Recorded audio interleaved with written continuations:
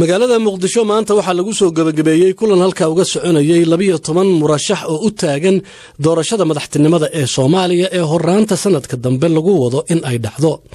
Waxa gabagabadii kulankooda ay ka soo saareen go'aano ilaa 18 qodob ka kooban oo ku wajahan aragtidooda la xiriirta qabsoomida doorashada iyo shuruudo ay ku xireen.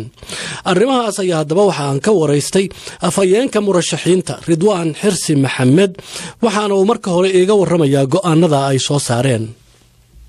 warmurtiyaadkaas waxa uu ku saabsanaa shirkii runtii halkan ka dhacay la isugu yimi waxaan ku falanqaynay xaaladda dalka ku jira guud waxaan kale ku falanqaynay arrinta doorashooyinka oo waqtiyada soo socday dhow dalka ku soo fool leh waxa noo cadaatay ama runtii muuqatay walwal aad weyn inuu ka jiro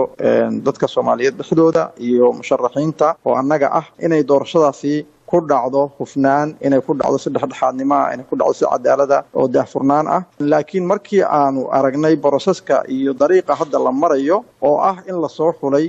gudiyo doorasho oo aan sina u noqon karin dhexdhexaad oo ay qaarkood markaas ay xubno ka yihiin talisyada ciidanka qaarkood ay xubno ka yihiin shaqaalaha rayidka ee dawladda qaarkood diblomaasiyiin yihiin waxa muuqatay doorashadaasi inaanay doorasho feer aan noqon karin ee la doonayo in doorashada la musuqmaasuqo oo loogu adeego musharaxa xilka madaxweyne ee hadda kursiga ku fadhiya Maxamed Cabdullaahi Farmaajo sidaa darteed waxaanu shirka u qabanay arrintaasi waxaanu talagelinay annagoo u yeernay qaybaha kala duwan ee bulshada waxaanu markii dambena u yeernay institutionska dalka kuwa ugu sareeya hay'adaha dawladda qaranka oo uu ka mid yahay guddoonka baarlamaanka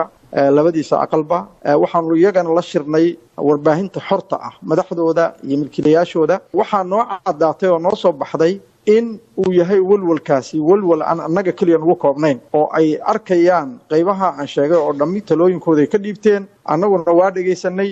fikirka aanu qabnay iyo sida waxiin baan u sheegnay kadibna waxaan soo saaray runtii baaqyada aad aragteen iyo go'aamada run shirka ka soo baxay ee maanta aad maqlayseen qodobadiina sida hadda aad noo sheegtayna waxaa ka mid ah in la kala diro gudiyada doorashooyinka oo aad sheegteen sida aad hadalka u dhigteen inay yihiin oo ay ku jiraan xubno ka mid ah shaqaalaha rayidka iyo ciidamo maxaa caddayn u haysan waxa weeye dadka Soomaaliyeed xubnaha imika la soo xulay ee gudiyada doorashada ku jira dad meel mugdiya ka soo baxay ma aha waa dad la yaqaano waa dad CV-gooda la hayo waa dad muxuu ahaayay meesha ka shaqeeyaan la og yahay marka arrintaasi waa arrin cad oo ay dadkoo dhan wada og yihiin waxa aad arki doontaa iyada oo profile-koodu uu daabacan yahay oo uu joogo tusaale ahaan waxaan ku siin karaa hadda agaasimo ka tirsan madaxtooyada Soomaaliya ee magaciisa aan ognahay oo shaqaale dawladda rayidka ayaa ku jira dadku dad qarsoomi kara ma aha waa wax la yaqaano oo cad oo la og yahay weey mudana laakiin dawladdan iminka haysa talada soo ayada xilkeeda ma aha in doorasho ay dhacdo dawladdii iyada ka horeysay doorashada ayada soo qaban qaabisay tii ka sii horeysay iyada soo qaban qaabisay adinka maadaama musharaxiin aad tihiin maxaad ugula dhagan tihiin dawladda shaqadeeda ah in doorashada ay iyada soo qaban qaabiso maxaad ula fariisan weydeen inta aad gees intaad u shirtaan aad qodobo soo saari lahaydeen oo aad eedaymo u soo jeedin lahaydeen waa su'aal aad iyo aad wanaagsan walaal qabanqaabada doorashada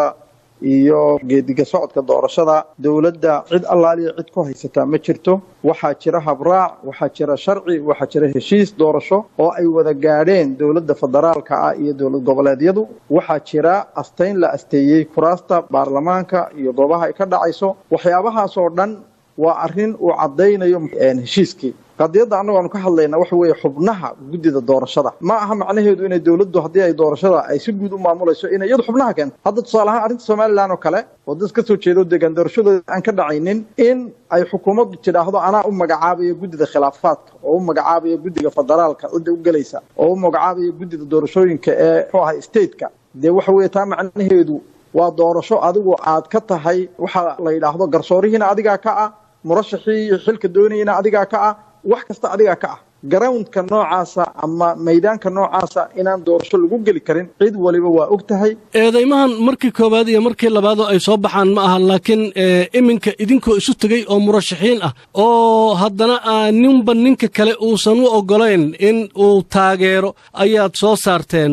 weliba qodobka ugu dambeeyana waxa aad ku xusteen in golaha uu cadaynayo waa sida aad u dhigteen isagoo kaashanaya qaybaha kala duwan ee bulshada iyo dawlad goboleedyada hanaan doorasho inaad qaban doonto rabtaan oo dalka lagu badbaadinayo si uusan firaaq u dhicin awoodeed iyo mid dastuuri ah haddii aan arrintan la taabagelin taa micneheedu ma waxa weeye sida wax u rabtaan haddii aanay u dhicin idinkuna inaad ka furaysaan nidaam kale oo doorasho horta walaal waxaad ogaataa annagu hadda waxaanu nahay golaha midowga musharaxiinta waa run qof kastoo annaga naga mid wuxuu rabaa oo u tartamayo inuu xilka madaxweyne uu qabto laakiin de waxaanu u midownay inay dhacdo doorasho xor ah oo xalaala oo la saxo qaladaadka iyo boroseska oo jira in la saxo taasaanu u midaysannahay qodobka hadda aad ka hadlayso waa run waxaa noo muuqata inuu jiro degdeg ku jira systemka hadda la doonayo doorashada in lagu xaqiijiyo iyadoon la sixin qaabka la doonayo in doorashada loo galo oo hufnaan iyo daahfurnaan ay tahay arrimahaas iyadoo aan la sixin baa waxaa la rabaa doorasho orada heedu waxa weeye dalka in fawdo iyo qalalaase runtii la gelinayo ayay u muuqataa dalkan sidii uu ahaan jiray ayaa la rabaa in 4 sanaba mar ay doorasho ka dhacdo waxaynu dhammaanteen wada ognahay si qurux badan oo maamuus leh labadii madaxweyne oo ka horreeyayba inay gacmaha u qabsadeen oo xilka loogu wareejiyey ujeeddadu waa intaas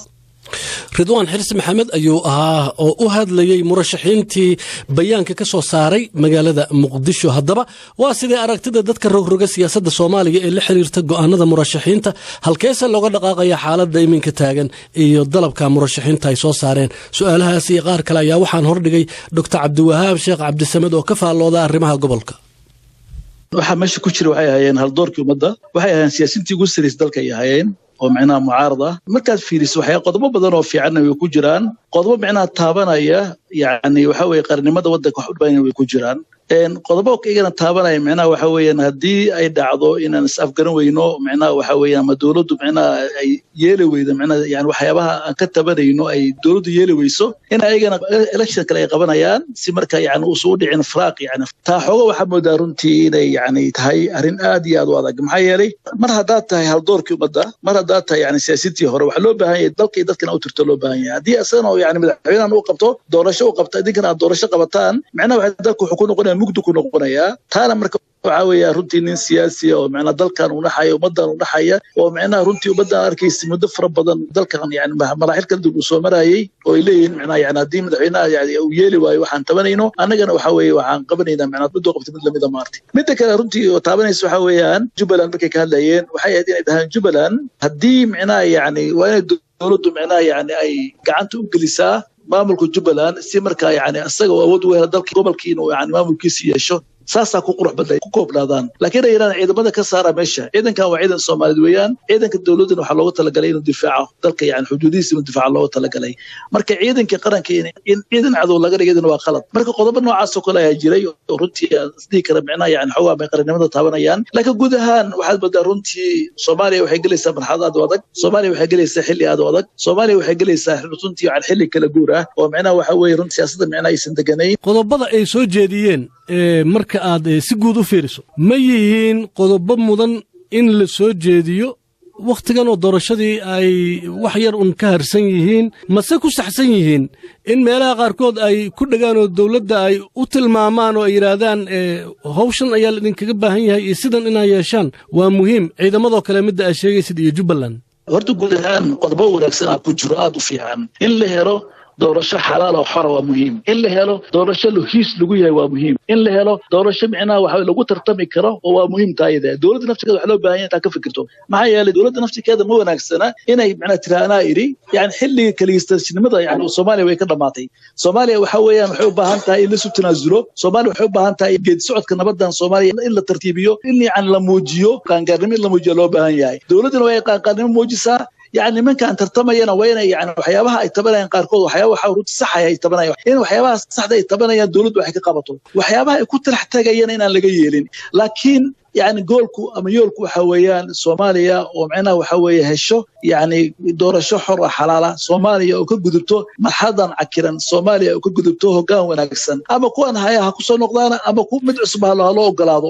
arrinta muhiimka waxay tahay iminka ma jirtaa cid saddexaad oo labadan dhinac ee iska soo horjeeda kala dhex gasha والله وحويان دتك متعلمين الصومالي ده intellectuals كنا دحقلان ولو بهاي هاي civil society كنا دحقلان ولو بهاي هاي والدمada معناها الصومالي يستحق كلا إن دحقلان ولو بهاي هاي إلا أبو رمح لو يقنا pressure group أو مركا حيصدان كعيس للدجيو دولتنا على الإيراد كبدا يقول كذا لما كان معارض كالإيراد دل كان معنا وحويان مرحلة دي 1990 أو معنا إن لو عليوا أيان درويان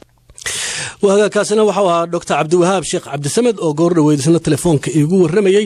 Cabdiraxmaan Cabdinuur oo yiri waxaan joogaa dhagax buur waxa uu leeyahay Soomaaliya waxay u baahan tahay isu tanaasul iyo wax kasta in miiska lagu dhameeyo kala dambeynta iyo sharcigana loo hogaansamo mucaaradkana waxa la gudban buu yiri dadka Soomaaliyeed ee fafaalada fiican ay u muuqato in ay fafaalahoodaas ilaaliyaan